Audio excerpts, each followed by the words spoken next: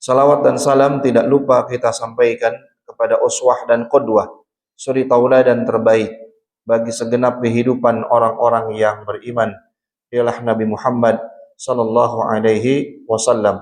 Semoga salawat dan juga salam tersampaikan kepada ahlal bait, keluarga besar beliau, min azwajihi wa dhurriyyatihi, istri-istri beliau dan anak-anak keturunan beliau, kepada para sahabat dan juga sahabiah, kepada para tabi'in dan atba'u tabi'in radhiyallahu ta'ala anhum ajma'in, dan juga kepada seluruh kaum muslimin, kepada orang-orang yang senantiasa istiqamah untuk selalu ittiba', mengamalkan, menghidupkan dan memperjuangkan seluruh bahagian sunnah Rasulullah sallallahu alaihi wasallam di atas hidup dan kehidupan. Baik, para ikhwan dan akhwat sekalian yang dimuliakan Allah Subhanahu wa taala, melanjutkan pelajaran kita dari kitab Aqidatus Salaf wa Ashabul Hadis, ya, buah karya Al-Imam As-Sabuni rahimahullahu taala. Lanjut pada halaman yang berikutnya, dikatakan sami'tu Al-Hakim Aba Abdullah Al-Hafidh yaqul sami'tu Abal Walid Hasan ibnu Muhammad yaqul sami'tu al-Imam Aba Bakr Muhammad ibnu Ishaq ibnu Khuzaimah yaqul, ya, al-Qur'anu kalamullah ghairu makhluq, faman qala innal Qur'ana makhluqun fahuwa kafirun billahil azim, la tuqbalu syahadatuhu wala yu'adu in marada wala yusalli alaihi in mata wala yudfinu fi maqabiril muslimin yustatabu fa in taba wa ila dhuribat unqahu. Baik.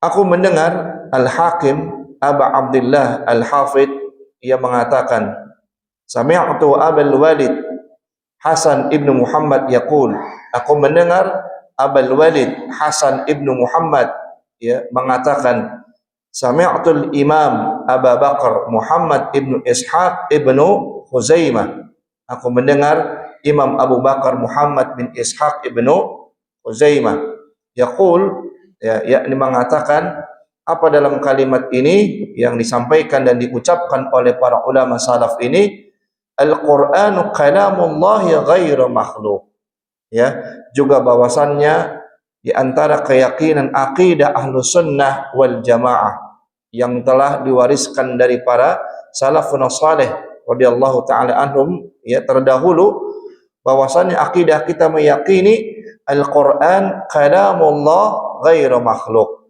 bahwasannya Al-Qur'an itu adalah kalamullah, ya, Al-Qur'an itu adalah kalamullah ghairu makhluk, bukanlah makhluk, ya. Jadi Al-Qur'an itu adalah kalamullah dan bukanlah makhluk.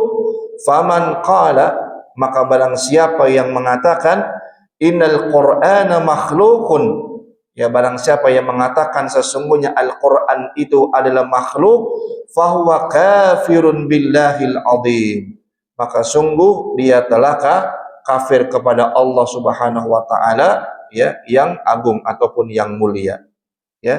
Jadi ini perkataan para ulama salaf, ya. Tadi dikatakan Hakim Abu Abdullah Al-Hafidh mendengar dari Abul Walid Hasan ibnu Muhammad, kemudian dia mendengar dari Al-Imam Abu Bakar Muhammad bin Ishaq ibnu Khuzaimah, yang lebih dikenal dengan Al-Imam ibnu Khuzaimah, ya. Ulama salaf bukan ini? Ulama salaf, ya. Jadi mereka mengatakan apa? Bahwasannya Al-Qur'an kalamullah, bahwasannya sekali lagi akidah Ahlus Sunnah wal Jamaah meyakini sesungguhnya Al-Qur'an itu adalah kalamullah ghairu makhluk, bukanlah makhluk, ya. Tapi nanti akan disebutkan di khatul Islam ada beberapa pendapat dan keyakinan-keyakinan dari sebahagian kelompok-kelompok yang ada di dalam Islam, ya. Justru kelompok tersebutlah yang paling mengaku sebagai aswaja, Pak, yang paling mengaku sebagai aliran aswaja, katanya Ahlus Sunnah wal Jamaah, ya, padahal keyakinannya, ya, mengikuti, ya, keyakinan Abul Hasan Al-Asy'ari rahimahullahu taala, yang sebagaimana sudah kita bahas. sebagaimana sudah kita sampaikan pada pertemuan-pertemuan sebelumnya, ya, bahwasannya Al-Imam Abu Hasan Al-Asy'ari rahimahullahu taala pernah hidup, ya, berada di atas akidahnya Mu'tazilah. Ya, bagaimana tidak, Pak? Keluarganya, ya, ayahnya, kakeknya adalah pembesar-pembesar dan ulama Mu'tazilah. Sehingga beliau pun mewarisi ilmunya. Bahkan beliau pun selama 40 tahun hidup berada di atas keyakinan dan akidah Mu'tazilah. Yang berkata ini bukan saya. Ya, yang berkata ini adalah beliau sendiri. Lihat dalam tulisan-tulisan dan karya-karya beliau. Seperti Maqalatul Islamiyyin, Al-Luma, Al-Ibanah. Itu karya-karya yang ditulis oleh Imam Abul Hasan Al-Asy'ari rahimahullahu ta'ala. Semasa beliau dahulu selama 40 tahun berada di atas akidah Mu'tazilah. Ya, akhirnya beliau kembali kepada akidah Ahlus Sunnah. Beliau kembali kepada akidah para salaf. Ya, akhirnya beliau menuliskan kitab-kitab tersebut yang kemudian dia membantah atas keyakinan-keyakinan dan akidah beliau di masa lampau, ya. Dan kita ketahui, Pak, umumnya, ya, orang-orang Indonesia khususnya di tanah air kita mengikuti akidah siapa? Akidah Imam Abul Hasan Al-Asy'ari yang kita kenal dengan Al-Asy'ariyin Maturidiyin. Kadang-kadang ada satu hal yang menurut anak agak lucu sedikit. Mereka mengatakan apa? Kalau akidah, ikuti akidahnya Asy'ariyah, Imam Abul Hasan Al-Asy'ari. Kalau fikihnya mengikuti fikih siapa? Syafi'i. Gitu kan perkataan mereka, akidahnya ikuti akidah Asy'ariyah, sedangkan fikihnya mengikuti fikih Imam Syafi'i. Mereka mengatakan begitu. Pertanyaannya, Pak, apakah akidahnya Imam Abul Hasan Al-Asy'ari dengan akidahnya Imam Syafi'i itu berbeda? Sama atau berbeda? Sama. Ya, kedua-duanya, ya, adalah ulama salaf dan kedua-duanya juga berada di atas akidah salaf, berada di atas akidah Ahlus Sunnah wal Jamaah. Lalu kenapa harus dibagi-bagi? Ya, kalau akidah mengikuti akidahnya Imam Abul Hasan, sedangkan kalau fikih mengikuti fikihnya Imam Syafi'i. Ya, mereka mengatakan seperti itu. Ya, padahal kedua-duanya adalah ulama masyhur di kalangan para salaf. Yang kedua-duanya adalah ulama yang mendakwahkan akidahnya Ahlus Sunnah wal Jamaah. Ya, taib. Nah, justru ikhwatal Islam, mereka yang mengaku, ya, mengikuti akidahnya Imam Abul Hasan Al-Asy'ari rahimahullah ta'ala, para Asy'ariyin, justru mereka juga ada sebahagian termasuk kelompok yang menolak bahwasannya Al-Quran itu adalah kalamullah. Bagi sebahagian mereka meyakini bahwa Al-Quran itu adalah apa? Hikayat. Ada yang meyakini bagi mereka bahwasannya Al-Quran itu juga adalah makhluk. Padahal jelas di sini disampaikan, dalam kitab ini disebutkan bagaimana keyakinan para ulama-ulama terdahulu, para ulama-ulama salaf, bahwasannya mereka menyepakati bahwasannya Al-Quran kalamullah. Bahwasannya Al-Quran itu adalah kalamullah, ghairu makhluk, bukanlah makhluk. Bahkan sampai di sini diucapkan faman qala, maka barang siapa yang mengatakan, barang siapa yang mengucapkan innal qur'ana makhlukun fahuwa kafirun billahil azim. Barang siapa yang mengucapkan, mengatakan sesungguhnya Al-Quran itu makhluk, maka dialah telah kafir kepada Allah yang agung, kepada Allah yang mulia. Ya. Kemudian la tuqbalu syahadatuhu, tidak diterima, Pak, persaksiannya. Ya, jadi kalau ada orang-orang yang meyakini bahwasannya Quran adalah makhluk, bukan kalamullah, bahkan termasuk konsekuensi yang didapatkan orang tersebut adalah tidak diterimanya persaksiannya, tidak diterima syahadatnya. Ya, syahadat itu apa? Persaksiannya. Nggak boleh didengar persaksiannya, Pak. Kalau dia bersumpah, tidak diterima sumpahnya. Kalau dia bersaksi, tidak boleh didengar dan diterima persaksiannya. Ya, sampai demikian konsekuensinya, Pak. Ya, apa yang disampaikan oleh para ulama. Ketika ada orang yang meyakini bahwasannya Quran itu adalah makhluk, tayyib, wala yu'adu in maradha, tidak usah dijenguk, Pak, ketika orang itu sakit. Sakitnya aja tidak boleh dijenguk kata para ulama. Ya. Padahal kewajiban kita sesama muslim apa, Pak? Di antaranya Nabi SAW kan mengatakan hakul muslim alal muslim sittun. Hak muslim kepada muslim yang lain paling sedikit ada 6. Mungkin lebih banyak dari itu dalam riwayat-riwayat yang lain. Di antara salah satu hak muslim kepada muslim yang lain, salah satunya adalah jika seorang itu sakit, maka kita berkewajiban untuk apa? Menjenguknya. Ya kan? Ketika dia sakit, maka wajib bagi kita untuk menjenguknya. Itu hak seorang muslim pada muslim yang lain. Ya. Jadi jangan pura-pura nggak tahu kalau ada saudara dan tetangga kita yang sakit, maka segeralah kita mendatanginya. Ya, tapi lihat, ketika ada seseorang yang meyakini bahwa Quran itu adalah makhluk, bahkan ketika dia sakit pun kata para ulama, wala yu'adu in maradha, enggak usah dijenguk kalau dia sakit. Bahkan tadi dikatakan, dia juga sudah dalam keadaan apa? Kafir kepada Allah Subhanahu wa taala.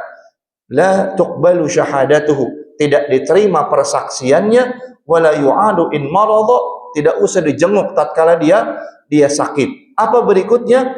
Wala yusalli alaihi in mata, tidak usah disolatkan ketika dia mati. Masya Allah, tegas nggak para ulama, Pak? Tegas. Ya, sudah dikatakan kafir kepada Allah, tidak diterima persaksiannya, tidak usah dijenguk ketika dia sakit, bahkan tatkala dia mati, kata para ulama, tidak usah disolatkan jenazahnya. Ya, Pak, ini lebih dahsyat tidak, Pak? Ya, derajat dan hukumannya ketimbang orang yang meninggalkan sholat. Anak tanya sama antum, ada orang muslim tapi tidak sholat, meninggalkan sholat. Begitu dia mati, disolatkan nggak jenazahnya? Disolatkan nggak jenazahnya, Pak? Disolatkan. Ya, kita tetap diperintahkan untuk menunaikan hak-haknya tatkala dia meninggal dunia. Ya, walaupun kita tahu ketika dia muslim tapi dia tidak sholat, ketika dia meninggal dunia tetap dia berhak untuk mendapatkan hak-haknya sebagai seorang jenazah. Maka kita urusi jenazahnya, kita mandikan, kita kafankan, kita sholatkan, dan kita makamkan juga di tempat pemakaman kaum muslimin. Ya, sesungguhnya dia seorang muslim walaupun mungkin hidupnya tidak pernah menjalankan ya kewajibannya sebagai seorang muslim. Ya, Pak, jangankan itu, Pak. Antum ingat dalam hadis bagaimana tatkala Abu Talib, pamannya Rasulullah SAW, meninggal dunia. Apa? Meninggal dunia. Apa perintah Nabi kepada Ali bin Abi Thalib radhiyallahu taala anhu sebagai menantu, sebagai keponakannya? Ya, Nabi perintahkan kepada Ali bin Abi Thalib ya adalah untuk apa? Yakni pergi engkau dan makamkanlah.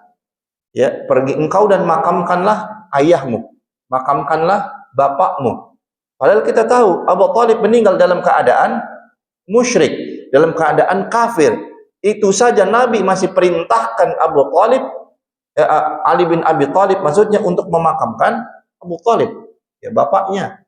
Ya, Nabi SAW perintahkan demikian. Itu kepada orang musyrik saja, Pak. Kepada orang kafir saja seperti itu. Ya, apalagi tentunya kepada sesama muslim. Tapi dalam pernyataan ini, dalam pembahasan ini jelas, ya para ulama salaf tadi mengatakan seperti perkataan Al-Imam Ibnu Khuzaimah rahimahullahu taala jelas. Maka barang siapa orang-orang yang mengucapkan, meyakini bahwasannya Al-Quran itu adalah makhluk, bukan kalamullah, dan ketika dia mengatakan itu, bahkan meyakini hal itu, kafirun billahil azim, orang itu telah kafir kepada Allah yang agung, kepada Allah yang mulia. La tuqbalu syahadatuhu, tidak diterima persaksiannya. Wala yu'adu in maradha, tidak usah dijenguk ketika dia sakit. Wala yusalli alaihi in mata, jangan disolatkan jenazahnya ketika dia meninggal dunia. Wala yudfinu fi maqabiril muslimin, dan jangan jenazahnya dimakamkan di area wilayah pemakaman kaum muslimin. Masya Allah. Ya, tegas tidak, Pak, para ulama? Tegas. Ya, bahkan jenazahnya jangan dimakamkan kata para ulama fi maqabiril muslimin, di kuburan ataupun pemakaman kaum muslimin. Ya, Pak. Jelas. Ketika ada seorang muslim meninggal dunia, di antara sunnah yang Nabi ajarkan adalah makamkan mereka di mana? Kalau bahasa kitanya di TPU, tempat pemakaman umum. Justru itu perintahnya, Pak. Justru itu sunnahnya. Orang yang meninggal dunia itu dimakamkan di tempat pemakaman umum, yakni maksudnya di tempat pemakaman kaum muslimin. Seperti itulah perintah Rasulullah sallallahu alaihi wasallam. Ya, entah itu ya seorang kiai kah, seorang ulama kah, ya seorang mursyid kah, seorang raja kah, seorang anak raja kah, tetap tatkala meninggal dunia disunahkan, diperintahkan oleh Nabi SAW, jenazahnya dimakamkan di mana? Di tempat pemakaman kaum muslimin. Maksudnya tempat pemakaman umum, Pak. Di situ orang-orang dimakamkan di situ. Tapi kalau di kita kan enggak. Ya, justru banyak orang memakamkan jenazah seseorang itu bukan di tempat pemakaman umum, Pak. Tapi di mana?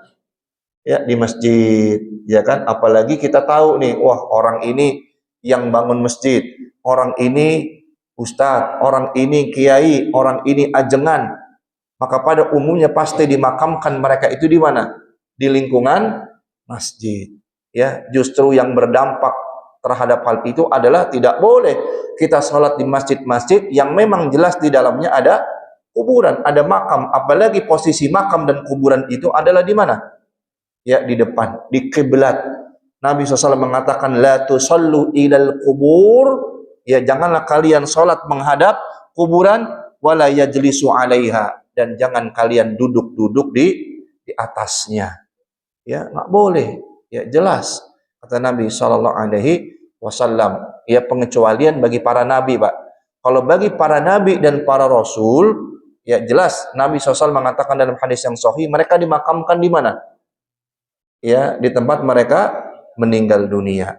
Jadi kalau ditanya kenapa Nabi SAW dimakamkan di kamarnya, di rumahnya, kenapa? Karena disitulah Nabi meninggal dunia. Itu pengecualian, Pak, bagi para nabi dan para rasul. Ya, selain itu dimakamkan di mana? Di TPU namanya, di tempat pemakaman umum. Itu sunnahnya, Pak. Itu sunnah dari Rasulullah sallallahu alaihi wasallam. Kecuali siapa lagi yang berikutnya selain para nabi dan rasul? Yakni para syuhada.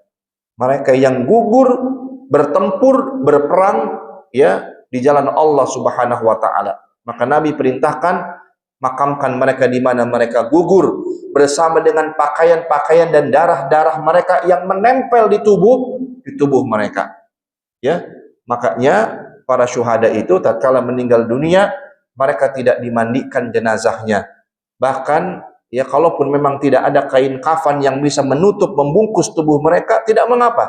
Kuburkan dan makamkan mereka bersama dengan pakaian dan darah yang menempel di tubuh mereka. Itulah yang kelak akan menjadi saksi bagi mereka kelak di hadapan Allah Subhanahu wa taala. Pengecualian, Pak.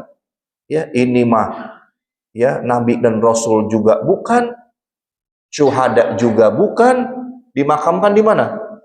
Di masjid. Banyak atau banyak, Pak? Banyak. Di kita kan begitu. Ya kan? Begitu kita nasihatin, galakkan dia katanya. Ini orang soleh katanya. Ini orang alim katanya. Ya, ini ajengan katanya. Ya memang kita tahu itu mungkin orang soleh, itu ajengan, itu kiai. Ya, semuanya diperintahkan oleh Nabi sallallahu alaihi wasallam tentu dimakamkan di mana? Di tempat pemakaman umum. Itu sunnah Nabi sallallahu alaihi wasallam. Kembali lagi, Pak, ya. Jadi termasuk hukuman, konsekuensi yang didapatkan bagi orang-orang yang berkeyakinan akidah mereka bahwasannya Al-Quran itu adalah makhluk, ya, Al-Quran itu adalah makhluk, termasuk salah satunya adalah wala yudfinu fi maqabiril muslimin. Ya, janganlah dia dimakamkan di mana? Di kuburannya ya kaum muslimin. Ya, antum bisa bayangkan, Pak, sakitnya tidak dijenguk, matinya tidak disolatkan, bahkan ketika meninggal dunia maka makamkan dia jangan bersama dengan ya jenazahnya kaum muslimin. Baik. Kemudian Ya, padahal kita ketahui khatul Islam azakumullah. Al-Qur'an ini ya dengannya adalah Allah Subhanahu wa taala akan mengangkat derajat dan kedudukan seseorang. Bahkan juga dengan Al-Qur'an inilah yang kelak pada hari kiamat Allah Subhanahu wa taala akan merendahkan derajat kedudukan seseorang. Di dalam sebuah riwayat, dalam sebuah hadis ya dikeluarkan oleh Imam Muslim disebutkan anna Nafi' ibnu Abdul Harith laqiya Umar ya Umar bi Usfan wa kana Umar yasta'miluhu ala Makkah wa qala man ista'malat ala ahli al-wadi wa qala ibnu Abza qala wa min ibnu Abza qala maula min mawalina. Dari Nafi' bin Abdul Harith. Ya, ada kisah di sini khatul Islam. Ia pernah berjumpa dan bertemu dengan Umar, ya, di Umar di mana? Di Usfan. Kemudian Umar memerintahkan kepada Nafi' untuk mengurus kota Makkah. Kemudian pun Umar bertanya, siapakah yang mengurus penduduk di Al-Wadi?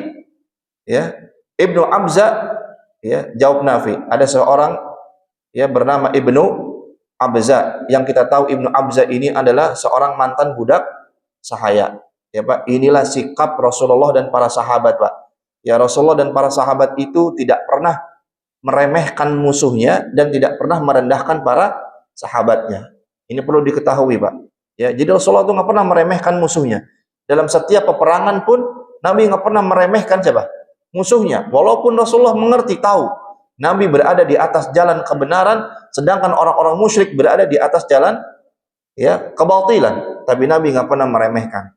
Ya, lihatlah antum dalam sejarah, Pak. Tatkala sedikit saja para sahabat meremehkan musuh itu, yang terjadi apa? Cukuplah Jabal Uhud, ya Pak, menjadi saksi sejarah kelam bagi kehidupan kaum muslimin. Ya, bagaimana Allah memberikan kekalahan kepada para sahabat dan kepada Rasulullah SAW sendiri. Saat itu apa? Bukan karena semata-mata ghanimah, Pak. Bukan semata-mata karena harta rampasan perang yang membuat para pemanah itu turun dari atas gunung. Tapi juga justru salah satu sebab kekalahan itu adalah karena ada sebahagian mereka yang meremehkan musuh. Tak boleh, ya. Nabi nggak pernah meremehkan musuhnya dan Nabi tidak pernah juga merendahkan para sahabatnya. Lihat di sini, ada seorang bernama siapa? Ibnu Abza. Dia seorang mantan ya budak sahaya. Tatkala Umar bertanya, siapa yang mengurus penduduk Al-Wadi? Ya, dijawab oleh Nafi, seorang itu bernama Ibnu Abza. Kemudian Umar pun kembali bertanya, siapakah Ibnu Abza itu? Ya, dikatakan dia adalah salah seorang bekas budak di antara budak-budak kami. Ibnu Abza itu berarti seorang mantan budak sahaya. Kemudian Umar pun mengatakan, kenapa kalian bisa ya memberikan tugas itu, menyuruh bekas budak sahaya itu untuk mengurus hal yang besar seperti itu? Ya. Kemudian pun Nafi ya mengatakan, ya, apa kata Nafi? Ya, innahu qari'u li kitabillahi azza wa jalla wa innahu alimun bil faraid. Qala Umar, amma in nabiyikum sallallahu alaihi wasallam qad qala innallaha yarfa'u bihadzal kitabi aqwaman wa yadh'u bi akharin. Ketika Umar mendengar pernyataan itu, dijelaskan bahwasannya sesungguhnya Ibnu Abza itu adalah seorang yang mengerti dan paham terhadap kitab Allah, dan dia juga adalah seseorang yang paham faraid. Apa faraid? Ilmu waris. Ya. Jadi jangan melihat dia itu seorang budak sahaya, Pak. Tapi ternyata menurut keterangan para sahabat yang lain, dia ini adalah seorang yang faham kitabullah. Dia juga adalah seorang yang faham faraid, ilmu waris. Mendengar hal itu, Umar bin Khattab radhiyallahu taala anhu mengingat perkataan Nabi sallallahu alaihi wasallam. Apa kata Rasulullah?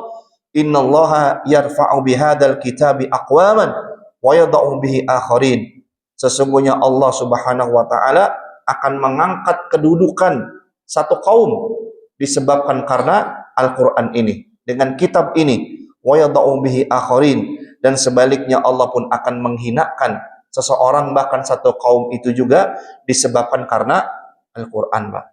Ya, jadi Al-Quran bisa menjadi hujjah bagi kita. Al-Quran bisa mengangkat derajat dan kedudukan kita. Al-Quran bisa memuliakan kita. Ya, nanti kelak di akhirat. Bahkan Al-Quran itu juga lah yang kelak akan menghinakan kita, Pak. Ya, jadi Quran akan datang nanti pada hari kiamat. Siapa yang mengagungkan Al-Quran di dunia, siapa yang memuliakan Al-Quran di dunia, dia akan dimuliakan oleh Al-Quran itu sendiri. Nanti di mana? Di akhirat. Barang siapa yang tidak memuliakan Al-Quran, menghinakan Al-Quran, Al-Quran itu juga kelak akan datang nanti pada hari kiamat yang akan menghinakan orang tersebut. Ya, Pak. Demikian ya informasi dari Nabi sallallahu alaihi wasallam. Ya, Masya Allah. Jadi inilah kemuliaan orang-orang yang ya senantiasa menjadi sahibul Quran. Ya, jadi para sahabat begitu, Pak. Nah, ngelihat kedudukan orang itu mau budak sahaya, mau mantan budak sahaya, mau datang dari golongan yang kecil, mau datang dari golongan yang lemah, selama orang itu faham, faqih terhadap agama, mengerti Al-Quran, ya, maka dia memiliki kedudukan yang tinggi di hadapan kaumnya. Kalau kita tidak di kehidupan hari ini, Pak, ya justru orang lebih memandang kedudukan seseorang itu berdasarkan apa? Hartanya. Ya, kalau kelihatan orang kaya, kalau kelihatan orang yang banyak fulusnya, orang akan ikut tuh, Pak. Akan patuh, orang akan taat kepada orang tersebut. Ya, beda dengan zaman dulu. Kalau zaman dulu, Masya Allah, orang yang memiliki ilmu lah orang yang ditaati. Orang yang memiliki ilmu lah orang yang diikuti. Orang yang memiliki ilmu lah orang yang didengarkan ucapan dan perkataannya, diangkat menjadi seorang mufti. Tapi hari ini tidak. Ya, kalau orang yang punya harta yang banyak, barulah orang itu yang diikuti. Ya, nah itulah keadaannya, Pak. Ya, sudah bergeser ya dari kedudukan bahkan dari fitrahnya di hadapan Allah Subhanahu wa taala. Baik. Ya. Kemudian khatul Islam azakumullah. Ada beberapa pandangan dari para ahlul bid'ah, ya, kelompok-kelompok ahlul bid'ah, ya, tentang Al-Quran itu, ya, bukanlah kalamullah. Pertama, seperti kelompok Jahmiyah, ya, salah satu kelompok firaq yang ada di dalam Islam, ya, kelompok yang sesat, ya. Naam. Mereka mengatakan bahwa Allah Subhanahu wa taala itu tidak berbicara. Ya, bagi mereka mengatakan Allah itu tidak berbicara. Yakni maksud mereka adalah Allah menciptakan perkataan itu sendiri. Jadi Allah tidak berbicara, tapi Allah yang menciptakan perkataan atau ucapan itu sendiri. Berarti apa kesimpulannya, Pak? Makhluk atau bukan? Makhluk. Mereka mengatakan Allah tidak berbicara, tapi Allah yang menciptakan ucapan itu sendiri. Berarti ada kata menciptakan, berarti apa? Kesimpulannya makhluk. Ya, karena Allah itu Khalik yang menciptakan, maka selain dari Allah disebutnya dengan makhluk. Kan begitu. Ya, jadi bagi orang-orang Jahmiyah meyakini bahwa selain dari Allah, ya, walaupun itu keluar dari ucapan Allah sendiri, tetap itu disebut sebagai apa? Makhluk. Ya, itu keyakinan orang-orang Jahmiyah. Ya, dengan keyakinan itulah, ya, maka ya menyebabkan mereka berada di atas kesesatan. Bahkan tadi para ulama salaf dengan tegas menyebutkan kalau ada yang meyakini keyakinan seperti keyakinan orang-orang Jahmiyah ini, bahwasannya Allah itu tidak berucap, Allah itu tidak berbicara, ya, Allah yang menciptakan ucapan dan perkataan itu sendiri. Maka ketika ada keyakinan itu, tadi jelas dikatakan bahwa kafirun billah, maka mereka telah dalam keadaan kafir kepada Allah. Berikutnya apa? Wala tuqbalu syahadatuhu, tidak diterima, ya, persaksiannya. Apalagi wala yu'adu in marada, enggak usah dijenguk kalau dia sakit. Wala yusalli alaihi in mata, enggak usah disolatkan ketika dia meninggal dunia. Dan terakhir wala yudfanu fi maqabiril muslimin, kalau dia mati janganlah dimakamkan, ya, di pemakaman kaum muslimin. Ya, demikian. Berikutnya khatul Islam, ya. Selain ucapan kelompok Jahmiyah, juga ada perkataan dari kelompok Kulabiyah. Ya, siapa kelompok Kulabiyah ini? Pengikut Abdullah ibnu Sa'id bin Kullab. Ya, Abdullah ibnu Sa'id ibnu Kullab, pengikutnya disebut dengan kelompok Kullabiyah. Tidaklah berbeda dengan yang dikatakan dan diucapkan oleh kelompok Jahmiyah tadi. Ya, menurut kelompok Kullabiyah ini, bahwasannya Al-Quran itu adalah merupakan hikayat, ya, merupakan hikayat, cerita. Ya, hikayat itu apa? Cerita. Ya, jadi itu menurut pendapat mereka. Ya, jadi mereka meyakini semuanya itu adalah makhluk. Begitupun juga berikutnya sebagian kelompok Asy'ariyah, ya, yang tadi sudah Anda sebutkan sebelumnya. Begitupun juga kelompok Mu'tazilah. Semua mereka mengatakan sama. Keyakinan mereka menyebutkan sama. Bahwasanya Al-Quran itu bukan kalamullah. Tapi menurut keyakinan mereka, Al-Quran itu adalah makhluk. Ya, Al-Quran itu adalah makhluk. Menyelisih akidah Ahlussunnah tidak, Pak? Menyelisih akidah Ahlussunnah. Makanya Anda katakan tadi, ya, mereka justru yang paling mengaku sebagai aswaja Ahlussunnah wal Jamaah, ya, karena akidahnya orang Indonesia sebagian besar itu, ya, mengikuti akidahnya Asy'ariyah.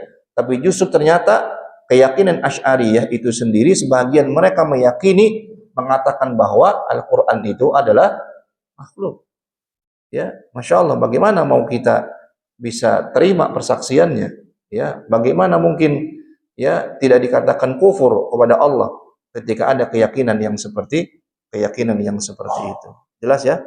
Ya, jadi bagi kita Ahlus Sunnah jelas para ulama salaf terdahulu, bahkan ulama-ulama hari ini yang berdiri di atas manhaj salaf, ya, dan keyakinan kita akidah Ahlus Sunnah wal Jamaah yang sesungguhnya meyakini sekali lagi adalah bahwa Al-Quran itu adalah kalamullah al-munazzil ala nabiyina Muhammadin sallallahu alaihi wasallam. Ya, kalamullah yang diturunkan kepada Nabi kita Muhammad sallallahu alaihi wasallam.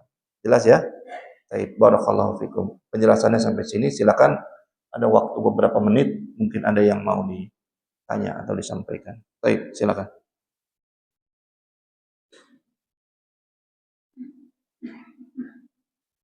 Masih ada 10 menit. Silakan, ada pertanyaan? Tafadhol. Kadang kalau diterusin pelajarannya atau habis. Ya, waktunya kehabisan. Diprotes saya. Ustaz, kenapa nggak dikasih waktu buat hanya jawab gitu kan? Nah, ini saya kasih waktu. Baik, silakan. Pertanyaan, tafadhol. Baik.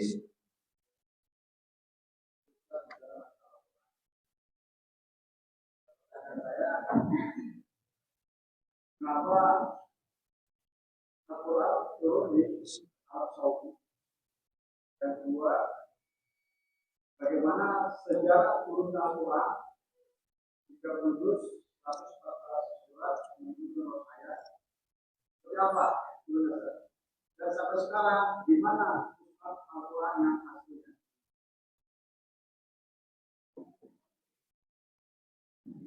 Panjang sekali ini jawabnya ini. Pertanyaannya ringkas tapi jawabnya sangat panjang gitu. Ya, ringkas sajalah jawabnya. Ya, kenapa Al-Quran diturunkan di Arab? Kan gitu kan?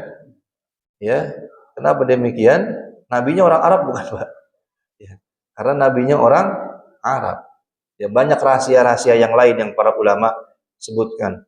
Ya, bahasa yang paling kaya di dunia ini juga adalah bahasa Arab. Ya, makanya di antara hikmahnya tadi Allah Ta'ala menurunkan Al-Quran dengan lisanul Arab, dengan bahasa Arab. Ya, karena juga paling utama karena memang Nabi Muhammad SAW adalah orang Arab. Ya, diturunkan dengan bahasa tersebut. Ya, makanya Pak, saya sarankan buat kajian khusus tentang belajar bahasa Arab. Ya, lugha al-Arabiyah.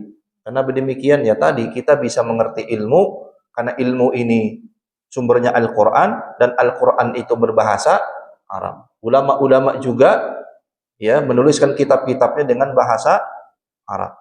Ya, bagaimana kita bisa mengerti ulumuddin, ya, agama ini kalau kita tidak bisa bahasa Arab? Ya, belajar sedikit-sedikit lah. Nah, juga kemudian yang paling penting selain itu adalah sarana bagi kita untuk belajar dan memahami agama yang mulia ini. Selain itu juga adalah, ya, bahwasanya kita ketahui lughatul Arabiyyah, ya, hiya lughatu ahlul jannah.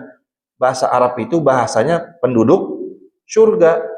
Jadi surga itu bahasanya kata Nabi SAW dengan bahasa Arab. Ya, bahasa Arab itu bahasa penduduk surga. Ya, jadi jangan-jangan kita nggak bisa bahasa Arab, nggak diajak ngobrol nanti kita Pak di surga. Ya kan, diam aja kita. Ya, kenapa nggak bisa bahasa Arab? Ya kan? Nah, siapa yang bilang gitu? Nabi SAW. Ya, jadi perlu juga belajar bahasa Arab sedikit-sedikit lah. Walaupun bisanya na'amla doang nggak apa-apa Pak. Ya kan? Lama-lama kan meningkat gitu kan. Ya banyak metode-metodenya. Ya perlu ada kajian khusus tentang apa? Ya bahasa Arab. Baik. Ya, Quran bagaimana turunnya? Al-matul mutawatir dalam kaidah kan begitu disebutkan. Turunnya itu bertahap, Pak. Ya, ada fase-fasenya turunnya Al-Qur'an. Ya, tidak sekaligus turun juga puluh juz kepada Nabi Muhammad SAW tidak. Tapi turunnya adalah secara berproses, secara bertahap, ayat demi ayat, surah demi surah dan seterusnya. Ya, itu cara turunnya Al-Qur'an kepada Nabi Muhammad sallallahu alaihi wasallam. Makanya ada ayat makkiyah, ada ayat madaniyah. Ya, jadi apa namanya? Sering orang keliru tentang makna dari ayat makkiyah dan ayat madaniyah. Dikatakan ayat makkiyah itu ayat yang turun di Mekah, ayat madaniyah itu ayat yang turun di Madinah. Tidak. Ya, ayat madaniyah, ya, ayat makkiyah adalah ayat yang turun kepada Nabi SAW qabla al-hijrah, sebelum Nabi apa? Berhijrah. Sedangkan ayat-ayat madaniyah, ayat yang turun kepada Nabi SAW tatkala Nabi sudah berhijrah. Ya, walaupun juga ada sebagian surah dalam Al-Qur'an ya nabinya sudah hijrah tapi tetap masuk ke dalam ayat makkiyah. Ada juga yang seperti itu. Tapi secara umum ayat makkiyah adalah qabla al-hijrah dan ayat madaniyah adalah ba'da al-hijrah. Sesudah Nabi apa? Hijrah. Makanya ada pembagian makkiyah dan madaniyah. Ya, naam. Baik. Kemudian yang menyusun menulisnya itu para sahabat. Nabi nggak bisa tulis, Pak. Nggak bisa tulis, tidak bisa baca, ummi.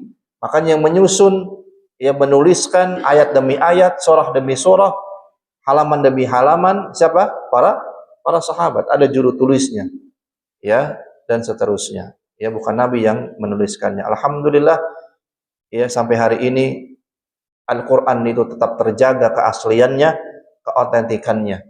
Ya, sejak awal kali turun kalimat Iqra, hari ini kita baca tetap Iqra. Sampai hari kiamat kalimat itu juga tetap kita baca dengan Iqra. Ya, Bismillahirrahmanirrahim khalaq. Itu karunia dari Allah Subhanahu wa taala, ya, menunjukkan bahwasannya Al-Qur'an itu adalah ya firman Allah, ya, dan terjaga sampai datangnya hari kiamat. Ya wallahu a'lam bishawab. Itu ringkas saja.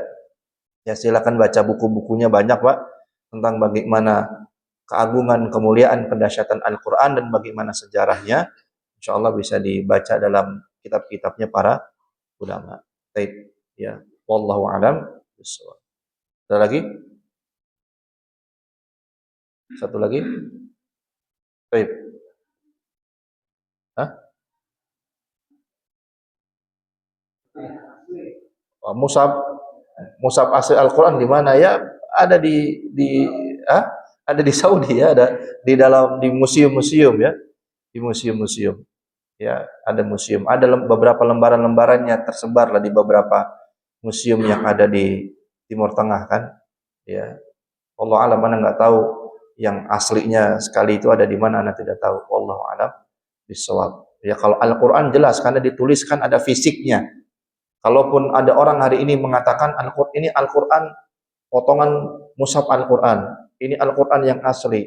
Ya kita percaya. Kemarin ada video Anda lihat ya, ada sebagian para ulama di Saudi ya, di Madinah ya, mereka mengeluarkan menampilkan buah karya para ulama.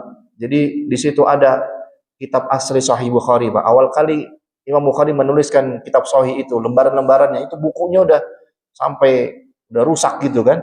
Ya, ada lagi Sunan Imam Tirmidzi di situ juga dan kitab-kitab ulama yang lain, kitab-kitab aslinya ya, Pak. Kalau kita kan sekarang baca kitab ini ya udah dicetak berapa ribu kali kan gitu. Nah, itu kitab aslinya dipamerkan ada. Tadi saya lihat videonya tuh.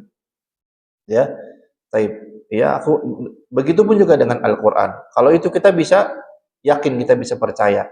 Cuma yang lucu itu kadang ada orang yang memamerkan adalah misalkan barang peninggalan Nabi SAW. Nah, itu yang tanda tanya tuh. Tiba-tiba dikatakan ini rambutnya Nabi katanya. Ya, rambutnya Nabi panjang tuh, ya beberapa sentimeter, ya agak tebal. Kemudian sendalnya, kopiahnya, sorbannya, ya bahkan sampai yang lebih dahsyat lagi apa Pak? Darah bekas bekamnya Pak. Darah bekas apa? Bekamnya Nabi Sallallahu Alaihi Wasallam. Ada tuh dipamerkan di kita mah apa-apa aja ada. Gitu kan? Kadang yang apa namanya saya jadi tanda tanya loh. Kok bisa sampai di sini gitu? Ya, keluar dari museumnya gimana itu gitu kan? Atau bagaimana? Sampai ke sini Pak. Wah ini rambutnya langsung orang-orang datang menciumnya dan lain sebagainya. Dari mana yang seperti itu? Rambutnya Nabi itu terakhir itu dipegang oleh siapa? Oleh Ummu Salamah radhiyallahu taala anha, salah satu istrinya Nabi SAW. Dia megang beberapa lembar bekas rambutnya Nabi, ya, sisa rambutnya Nabi. Ketika ada orang yang sakit datang kepada Ummu Salamah, minta diobati. Kata Ummu Salamah, bawa air deh, bawa air. Ada yang pakai bejana, ada yang pakai seperti gelas gitu ya. Kemudian sama Ummu Salamah apa dicelupkan rambut Nabi SAW di dalam bejana itu atau di gelas itu. Dicelupkan, kemudian kata Ummu Salamah, minum. Ya, kau akan sembuh dari penyakitmu. Ya, berkat apa, Pak? Berkahnya rambut Nabi Shallallahu Alaihi Wasallam. Habis itu ada lagi nggak? Nggak ada lagi udah. Ya, cincin Nabi misalnya. Ya, cincin Nabi itu sampai di eranya siapa? Utsman bin Affan dalam riwayat yang sahih. Ya, Nabi itu punya cincin tulisannya Allah Rasul Muhammad, Muhammad Rasul Allah. Nabi itu pakai cincin itu bukan untuk gaya-gayaan, Pak. Bukan untuk style, bukan. Tapi untuk apa? Stempel. Tujuannya korespondensi untuk surat menyurat. Biar surat itu dinyatakan resmi. Sama dengan antum hari ini gitu. Antum kirim surat dari perusahaan antum misalnya. Ya, ke tempat yang lain. Bagaimana caranya kita tahu dan yakin bahwasannya ini surat resmi? Jelas, ada kop surat, kemudian ada apa? Stempelnya. Oh, ini resmi. Sama juga Nabi SAW dulu kirim surat untuk ya dakwah, Nabi kasih stempel dari cincinnya itu. Kemudian Nabi wafat, cincin itu diwariskan kepada siapa? Abu Bakar. Abu Bakar meninggal dunia, dipegang oleh Umar. Umar meninggal dunia kepada Utsman bin Affan. Sudah sampai situ. Dalam riwayat disebutkan cincin itu jatuh Pak ke dalam satu sumur. Udah nggak ada lagi. Hari ini nongol cincin Nabi SAW. Dari mana itu, ya kan? Tiba-tiba ada orang ngaku punya cincin Nabi SAW. Ya, kiswah penutup makamnya Nabi SAW. Begitu saya cek, ada di Shopee itu Pak. Ya, apa namanya? Hah? Iya, terkarun kan? Ada itu apa kiswahnya. Oh, dijual di online shop ada. Ya kan, kok bisa hebat banget orang Indonesia bisa ngambil bawa-bawa kiswah penutup makamnya Nabi dibawa-bawa ke kita. Ya Allah, kadang-kadang Anda berpikir kok masih ada aja gitu kan orang-orang yang percaya gitu kan. Wah, dicium-ciumin nangis. Ya kan? Jangan cuma dicium katanya. Amplopnya dong masukin sedekahnya. Iya atau tidak? Iya, maaf ini kita katakan dengan jujur karena memang faktanya seperti itu, Pak. Ya karena jualan agama yang seperti itu yang paling laku, Pak, paling laris di tanah air kita. Ya, makanya kemarin kasus rame itu, Masya Allah, ya kan, ada salah satu televisi swasta mencoba menyampaikan satu fakta, ya akhirnya apa? Di demo habis-habisan. Ya, makanya nyantri biar tahu bagaimana keadaan di pesantren. Emang dia doang yang nyantri, saya juga nyantri dulu, antum juga nyantri dulu. Anak kita nyantri nggak sekarang? Nyantri, ya kan? Tapi ada nggak di pesantrennya diajarkan hal-hal seperti itu, Pak? Nggak ada. Ya, jalan suruh ngesot ke depan gurunya. Kita ngerti, faham, itu adab. Adab kepada guru kita, na'am. Adab kepada orang tua, na'am. Iya, kita tahu itu adab. Ya, tapi tidak berlebih-lebihan, tidak melampaui batas dan seterusnya. Yang belum tentu dia sama orang tuanya seperti itu. Iya kan? Iya. Ada nggak para sahabat datang membungkukkan badannya ketika datang menemui Nabi, Pak? Nggak ada. Ya, Para sahabat lagi duduk di dalam Masjid Nabawi, Nabi masuk ke dalam masjid, para sahabat berdiri semua. Nabi suka apa marah, Pak? Marah. Kata Nabi SAW, ya, apa namanya? Dalam riwayat kan disebutkan, la taf'alu hada, jangan kalian melakukan perbuatan yang seperti ini. Ini perbuatan orang-orang Romawi dan orang-orang Persia. Ya, ketika ada raja mereka datang, mereka menyambutnya dengan apa? Berdiri. Fala taf'alu, kata Nabi. Jangan kau tiru, jangan kau lakukan seperti itu. Enggak suka Nabi, Pak SAW. Dia disambut dengan berdiri. Ya. Jadi demikian. Ya, semoga Allah Taala beri taufik dan hidayah kepada kita semuanya sehingga kita bisa senantiasa berada di atas manhaj yang lurus, manhaj yang sesuai dengan jalannya Rasulullah SAW dan para salaf terdahulu. Aku qauli hada wa astaghfirullah wa lakum subhanakallahumma bihamdika asyhadu an la ilaha illa anta astaghfiruka wa atubu ilaik. Assalamualaikum warahmatullahi wabarakatuh.